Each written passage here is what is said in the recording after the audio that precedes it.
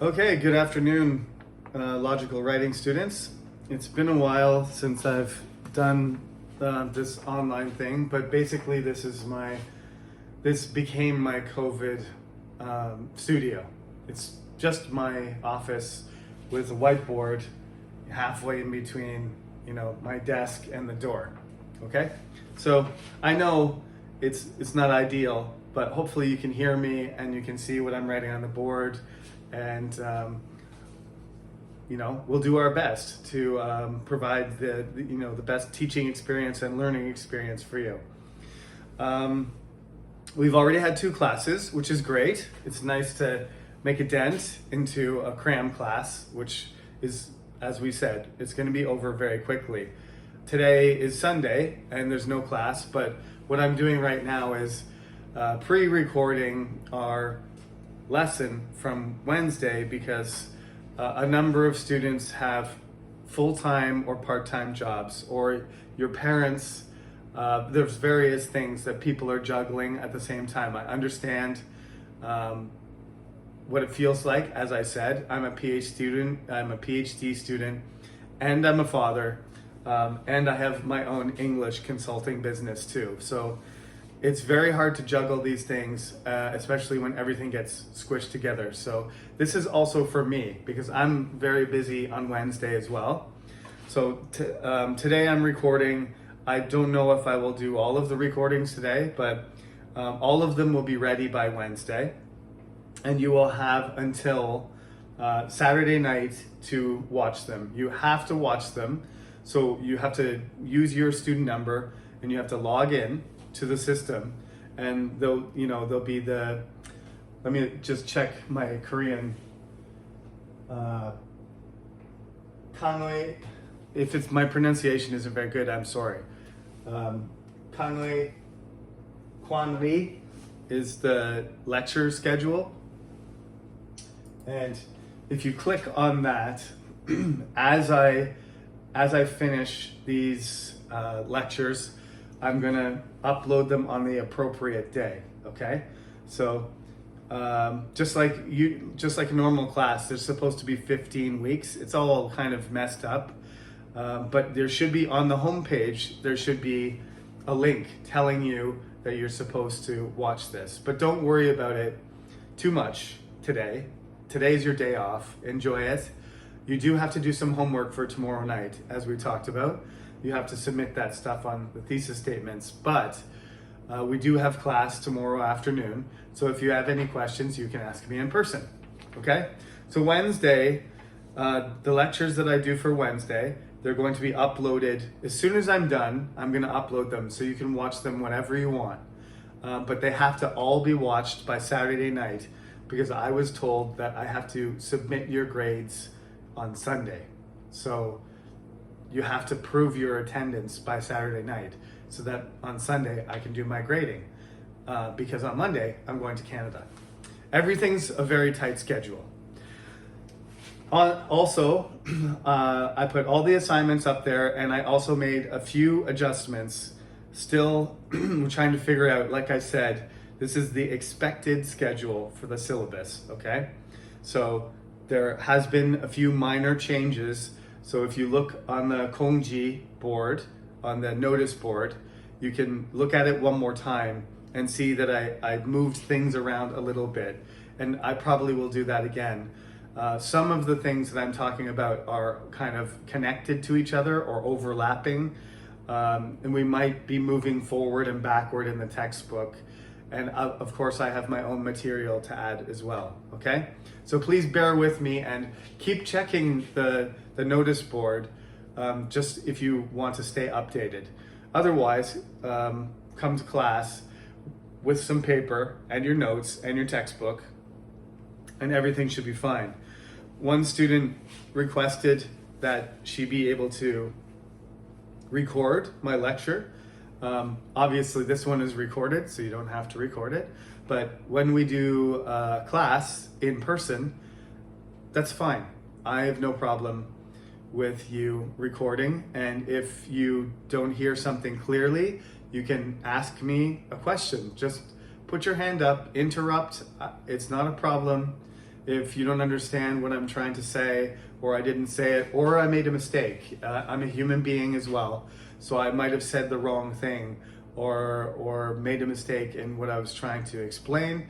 So, put your hand up, be brave, and ask a question, and I'd be happy to answer you. So anyway, let's get into what we're supposed to be doing today. Now that we've done all the housekeeping for the announcements, the first part that we're supposed to cover here is analyzing content. So if I look at my material here, get everything organized. It was organized. Okay. Analyzing content. When you think about an essay, when you think about any type of writing, you always say, okay, the information that's in it is the content, right? But the way that the information is presented in an essay is often more important than the information itself. The communication of the information is at least, if not more, important. It depends on what type of writing you're doing, but especially for the essay, as we said, the purpose of an essay is to effectively communicate information. So what I've done here is just made you a list, right? We're talking about essays here. We're not talking about novels. We're not talking about poetry. Okay, we're not talking about movies, but we will. As I said, on Thursday, I'm planning on doing some more fun stuff in class, like analyzing movies and talking about descriptive writing and creative writing. We are going to do that, but we got to take care of the formal stuff first, because when you're teaching young people how to write, you teach the fun stuff first, but eventually you've got to get to this level. And all of you are graduate students. You're no longer supposed to be writing stories about, like I told you, my story in elementary school was, I don't think I told you the subject, but it was an elf. There was a little town, or a tree house. I think it was a tree house of elves, and the coolest elf had sunglasses, and there was a snake that tried to attack the elf treehouse and eat the elves. And the cool elf took his sunglasses and put the sunglasses on the snake, and the snake couldn't see, so it ran away. That's kind of a cute story, right? But it's also ridiculous, and it's not a very good story. But I wrote that when I was 7 years old, okay? That was one of the first stories I ever written. My mother has it in my house because it's a kind of, a keepsake. It's a souvenir from when I was an elementary school writer. And now I've grown up, and I didn't show you my book, but somewhere around here,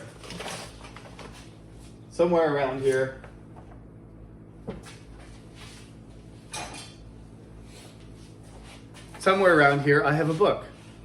This is a book about British and American culture. It's a textbook that I used to teach, and that's about 300 pages and about 60,000 words. And it all started with an elf with sunglasses saving his friends from a snake. And, so you've writing's got to go through a long process. I wrote about the snake 35 years ago. So we are going to come back to creative writing, what makes stories interesting, how to make story loops, how to build characters and stuff like that. That's supposed to be on Thursday's class. This is our online class about analyzing content related to formal writing, right? Essays are formal writing, which is why we don't like it that much, because as I told you, there's a lot of rules. You can write really good essays which break some of the rules. I said on Monday we are going to read a short essay by Virginia Woolf, and she's intentionally breaking some of the rules. She has a purpose, because she's a woman, and most essay writers throughout history have been men, and she's trying to write in a sort of style that is different than the rules and conventions and expectations and tradition of male writing, okay? So if you have a reason to break the rules, that's one thing. But like I said, first of all, you don't want to do that if you're the teacher and you say, okay, everybody, just like Soyul said, if you are asked to write a paper once a year or once a semester, and you're the teacher, you don't want all these crazy essays that have different rules and have different ideas, because it's very difficult to grade. Who is supposed to get an A and who is supposed to not? It's very subjective. So the more that the students follow the rules, the better it is for evaluation purposes. That's why I gave you the expository marking rubric, which, as I said, it's on the cyber campus. You can download it and keep it forever if you want. So this is what you're going to do when you're analyzing the contents of a paper. It's not really so much about the content. It's more about how the content is presented. So first of all, what you need a title. I told you already, a good title is important. It's not the end of the world. It's not essential. But just saying assignment number 1 is not a title. That's your task, right? A title has to have some relationship with the content itself. So you start with a title, right? You can come back. It doesn't have to be first. You follow the format. You put your name, you put the professor's name in the top right corner. You follow the font size. It has to be in paragraph format. I think I had everybody write writing samples for me on the first day. Everybody wrote writing samples and I read them. And the biggest issue is that nobody was writing proper paragraphs, right? I asked you to just write freely, but when you write your response paper, which is due Wednesday, I think, and when you write your last assignment on Saturday, on our last class at 2 o'clock, you have 1 hour to write. You have to follow the format. Okay, it has to be a paragraph. There has to be structure. I said you don't really need a thesis if you're not writing an essay, because I'm not asking you to write full essays. On the essay outline, you must write a thesis. In the final writing task, if you're writing a paragraph, you need a topic sentence though. You need to tell me what the paragraph is about. So the structure, that's what I'm talking about. There needs to be an introduction, a body, a conclusion. There needs to be topic sentences, and there needs to be a thesis. If that's it, if you're writing an essay. If it's just a single paragraph, you still need a topic sentence, supporting sentences, and then a concluding sentence. The one man in our class, Jungu, he mentioned that the problem with the paragraph he looked at within that essay about sugar being good or bad, the problem with it was it had a good topic sentence and a good concluding sentence, and then nothing, 0 sentences in between. That's not good enough. All the components need to be there. Next, you need that logic thing. Bodam was the one who said coherence. If you jump from one idea to another and your sentences are not closely linked to each other, then your logic is hard for people to understand. That's where coherence is essential. If a person has trouble making connections between your ideas, your argument collapses and it's not effective. Then finally we get to the content. What is the actual information that what's in there? What are the words that you said? What are the ideas? There's the content. Finally, after all these things are in place, then you can focus on the content. And then in the end, the last thing, if everything else looks great, then you can talk about style and how original it is and how creative your paper is, okay? That's how you analyze the content of an essay, all right? And I showed you the marking rubric, but maybe These are all the essential elements that you need in order to have a paper that qualifies as an A. If you don't have number 1 to 6, number 7 doesn't matter.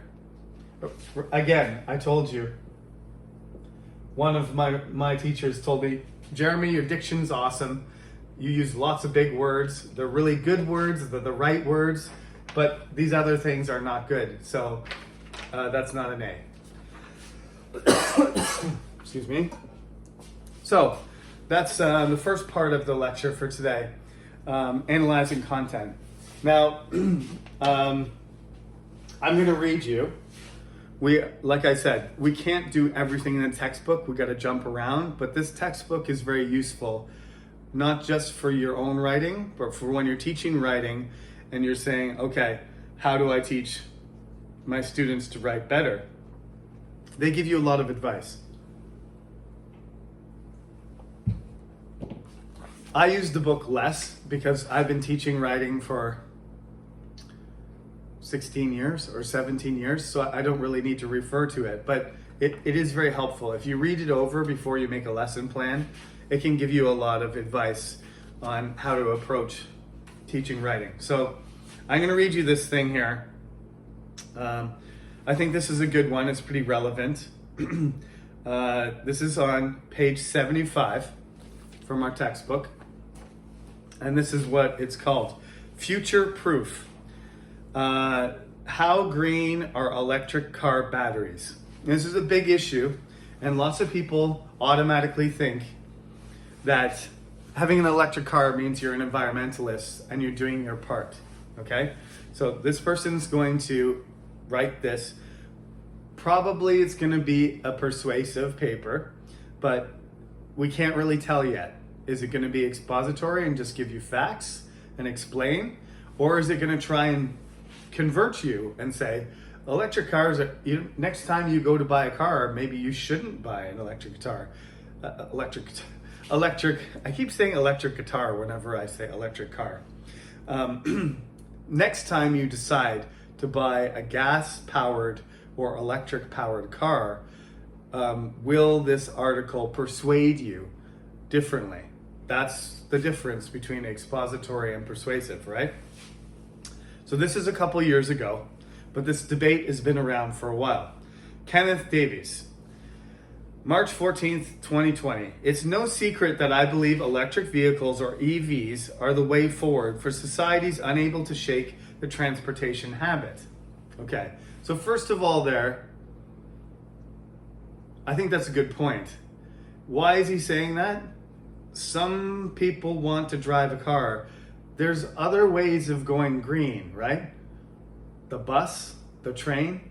So you're basically saying, he's saying some societies have a transportation habit.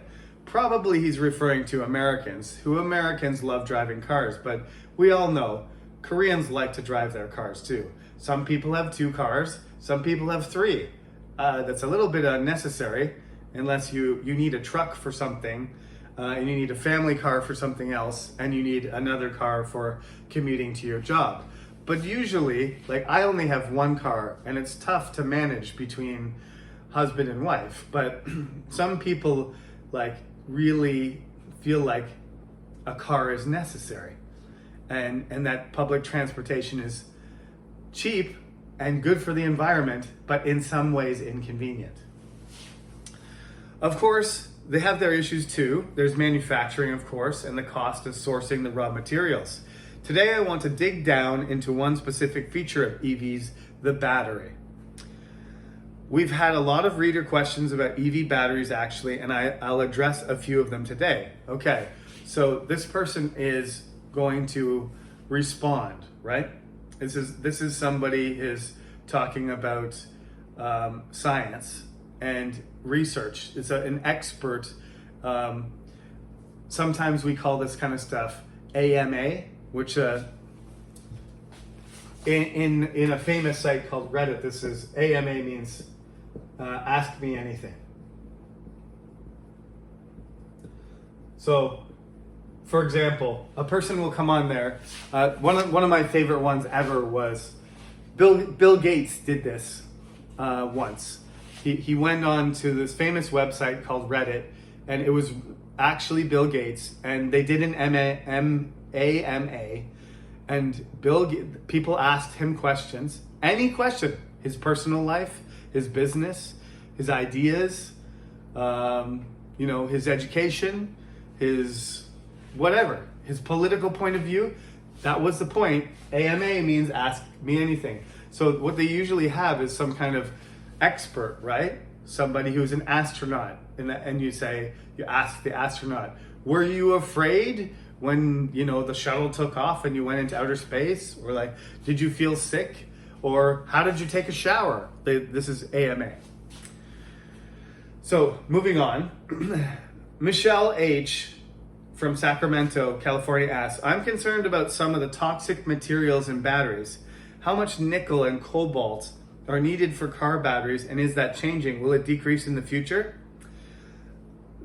Kenneth Davies, he's an expert obviously, says there will always be a need for nickel, which protects steel from corrosion. However, these batteries aren't even remotely the largest user of nickel. In fact, the battery industry's influence on the sourcing of nickel is close to zero. So essentially, anything that needs to resist corrosion, which is rust, anything made of steel or iron, usually has to have nickel in it. And batteries just use a tiny fraction of that nickel. So that's not a relevant point, right? That's not important. With cobalt, I would say there's probably always going to be a need for very small amounts, although that amount has been decreasing steadily over the years. Cobalt is very helpful in battery performance at cold temperatures.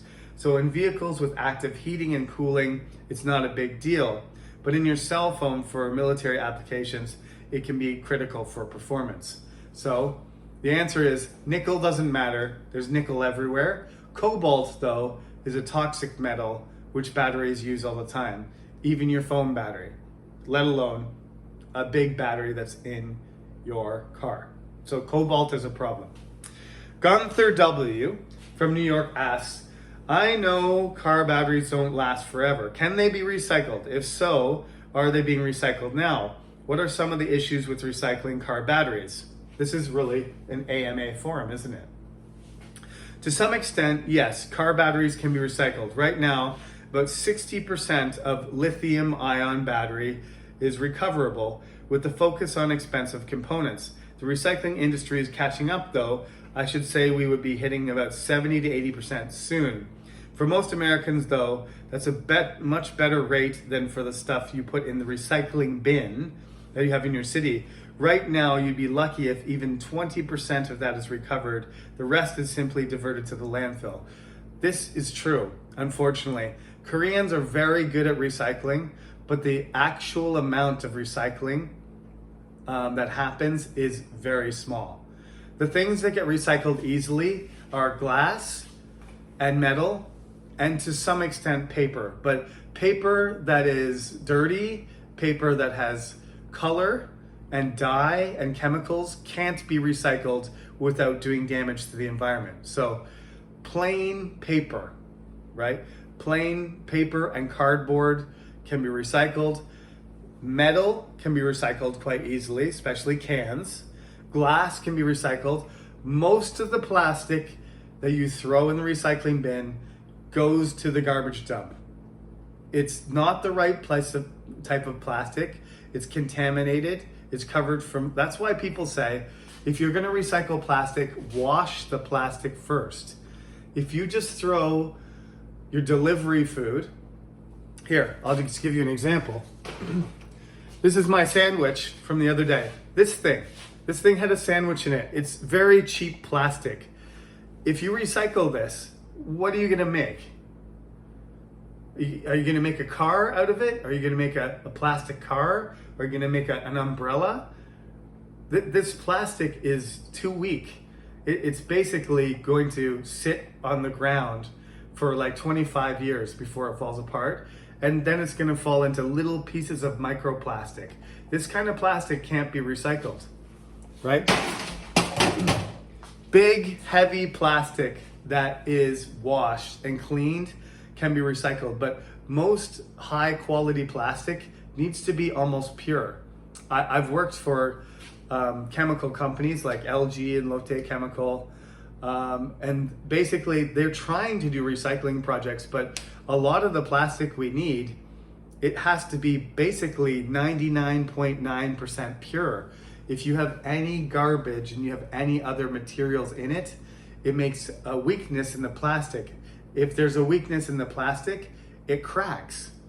If the plastic in your car is weak and you have an accident, it cracks and then somebody gets hurt, right? That plastic has to be a very high grade plastic. So what he's saying here is we recycle like 20%. Even the things that you think you're recycling, you're not. The much better thing for you to do is not to try and recycle things, but just don't use plastic at all, right? I know I hate those straws. I hate those paper straws. I'm sure you do too. But like, use a tumbler. Use a tumbler, use it again and again. If you use something plastic, don't use, I know I just showed you my plastic sandwich container. I'm guilty, but try not to do that, right? Try to buy things that don't use plastic, that go in the garbage. They're not going to be recycled. So he's saying batteries aren't bad. If 70% of batteries are recovered and recycled, that's much better than the average recyclable thing. Like I said, metal and glass, they get recycled very efficiently. You should always recycle your glass and your metal because they recycle very efficiently. Okay, moving on. Not surprisingly, a lot of the recycling issues center around cost. Your typical battery is a complex mixture of metals, polymers is plastic, salts, and other organics. Furthermore, when you melt down, say, aluminum, and that looks like copper, Cu is copper, I believe, and steel together, and then, there's a legend at the bottom, it's copper, and steel together, and then separate them out, you can never create the same grades of steel again. See what I'm saying? Recycling degrades the quality. So if you recycle a battery, it's not going to be as high quality a battery. And of course, in any industry, one, cheaper to make a new one. Two, the quality is better. So are you going to, what's the incentive to recycle? Costs too much money, quality is worse. Doesn't sound like it's a very attractive thing to recycle, does it? Okay, so moving on. Plus, every battery manufacturer is different, so a recycling center has to contend with an unknown mixture of various inputs. So if all the batteries were the same, the recycling center would be able to separate things easily, but every battery that comes in from a Chinese battery company, an American battery company, Samsung battery company, LG, Korean, Taiwan, they got to have all these different batteries and they're all made differently. So it's hard to separate the components. Let's not forget the context here though. You take one single airplane flight and you might as well not bother recycling for 3 years because you just massively blew your carbon budget. This is the truth. When you fly an airplane, like I'm going to do to Canada, that's the same as driving your car for like 2 years. That's how much fuel it takes for you to fly an airplane. I know everybody's gonna travel. I'm gonna travel too, but we've gotta do something about this energy consumption. What would be better? An electric airplane that reduced the cost of fuel and the damage to the environment by 99%, or to just keep flying around the world, burning jet fuel all the time. And literally, this is what he says.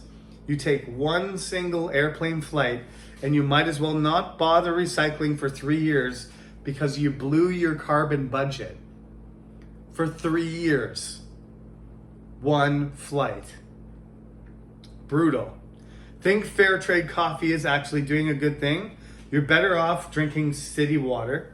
I'm not saying I don't fly or drink coffee, just that some perspective is important.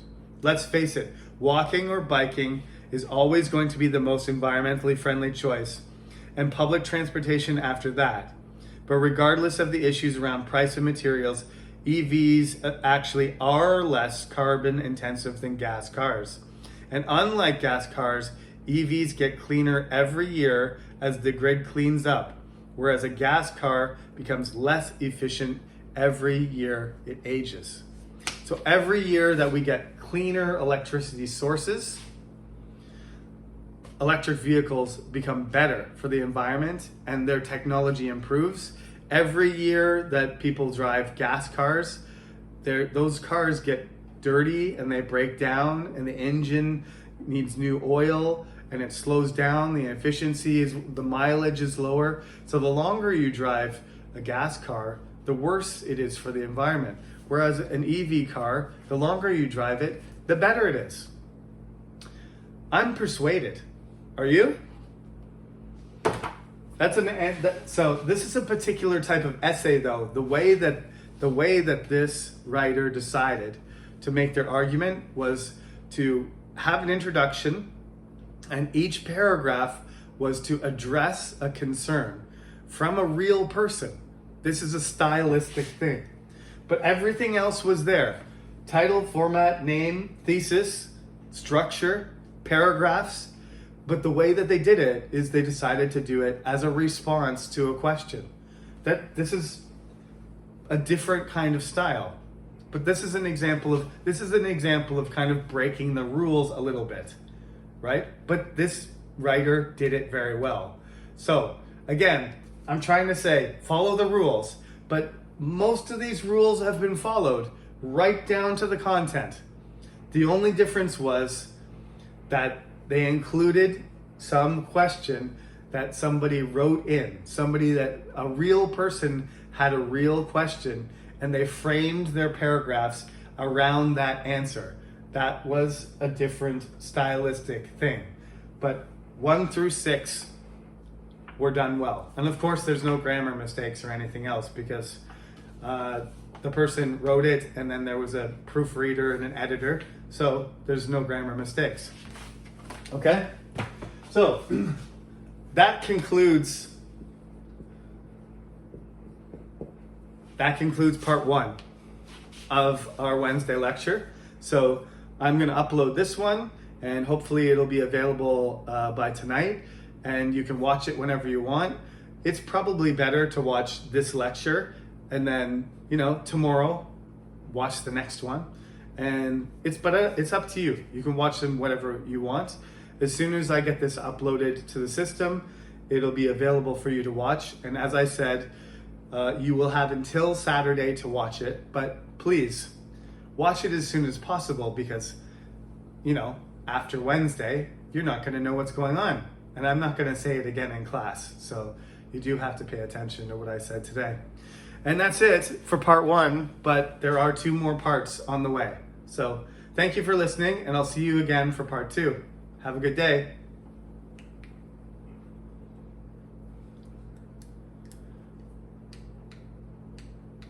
Oh, my button doesn't work. Okay. Have a good day.